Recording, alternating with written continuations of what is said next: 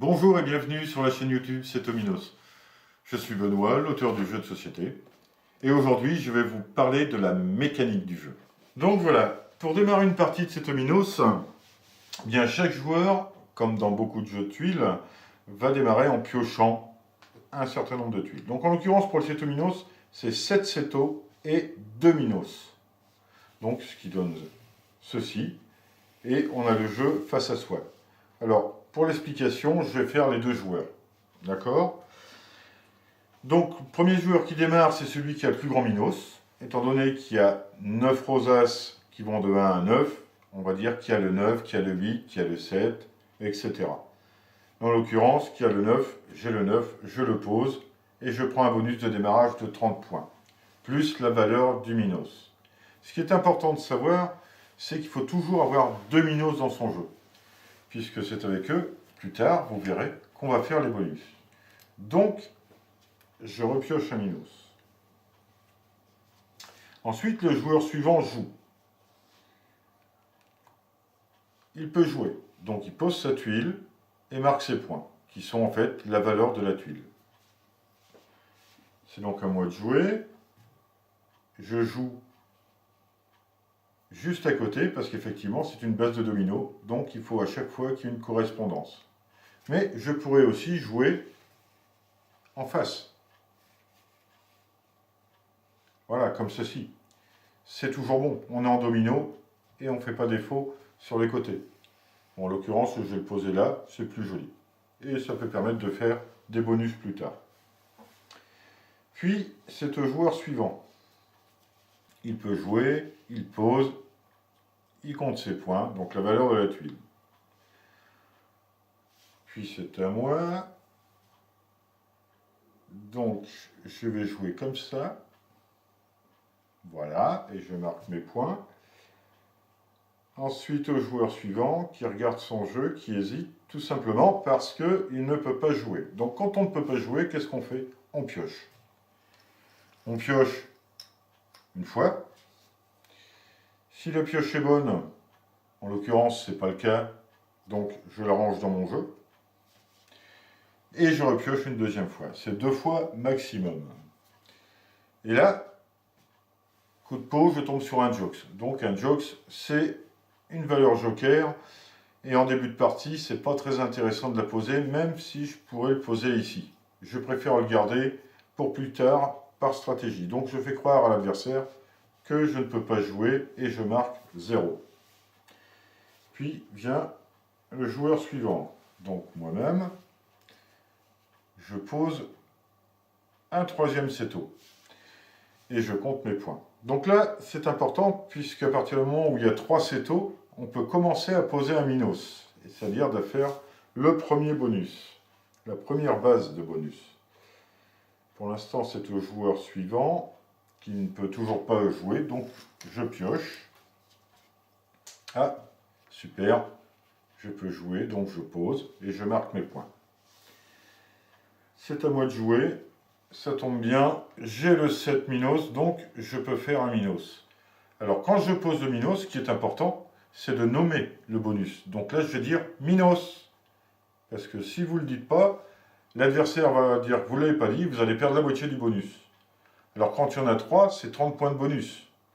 Plus 7, ça fait 37. Quand il y en a 4, c'est 40 points. Quand il y en a 5, c'est 50 points. Donc ça vaut quand même le coup de ne pas oublier de nommer le bonus. Et ensuite, c'est au joueur suivant. Et voilà, qui pose sa tuile. Et le jeu va continuer à se développer avec des minos et des bonus, et voilà. Donc voilà, le jeu s'est développé.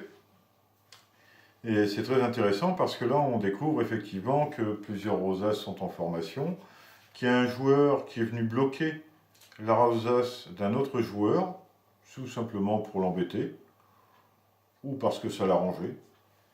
À partir du moment où on fait un bloc comme celui-ci, on est bon, on est en domino, seulement on ne peut plus faire de rosaces, c'est-à-dire qu'on ne peut plus mettre de minos, ni de seto sur les côtés.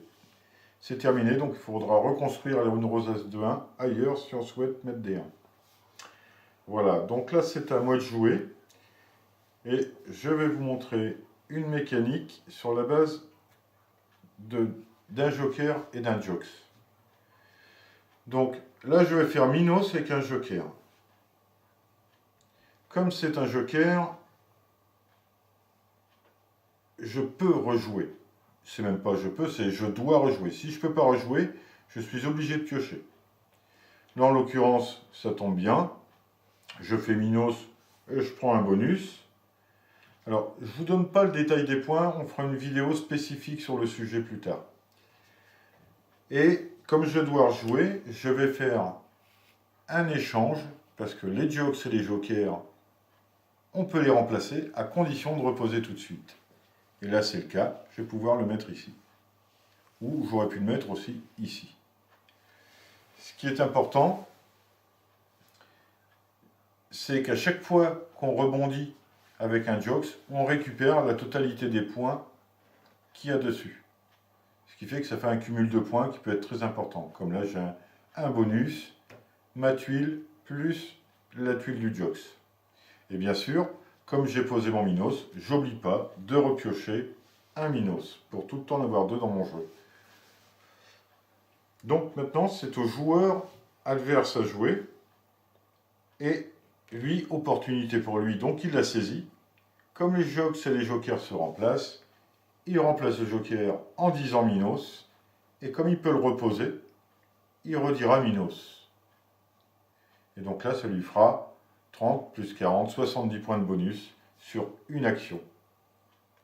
Et il repioche bien sûr son Minos, pour tout le temps avoir 2 Minos dans son jeu. Et voilà, le jeu a continué à se développer, et là on est pratiquement en fin de partie, c'est sûr. Donc vous avez vu, il y a un Cétominos de fait, Cétominos qui est le plus gros bonus du jeu.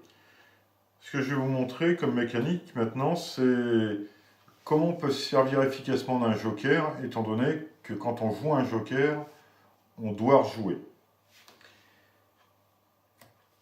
Là, c'était à mon tour de jouer. Je vais faire donc Cétominos et prendre le super bonus. Au passage, donc ce qui est super.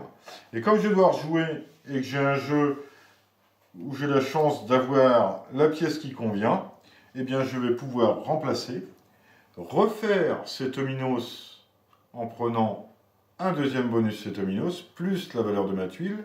Et comme je dois reposer mon joker immédiatement, je vais refaire un troisième Cétominos et me reprendre un super bonus, plus un petit pont. Parce que lorsque vous fermez l'hexagone extérieur à la rosace, vous ne pouvez pas poser de Minos là. Mais par contre, quand vous fermez l'hexagone, vous reprenez un bonus supplémentaire.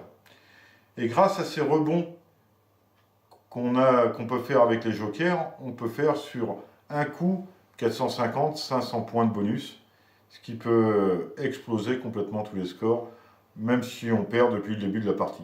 Donc voilà, c'est des parties où on ne sait jamais qui va gagner tant qu'elle n'est pas finie. Voilà, j'espère que cette vidéo vous a permis de mieux appréhender la mécanique du jeu Cétominos.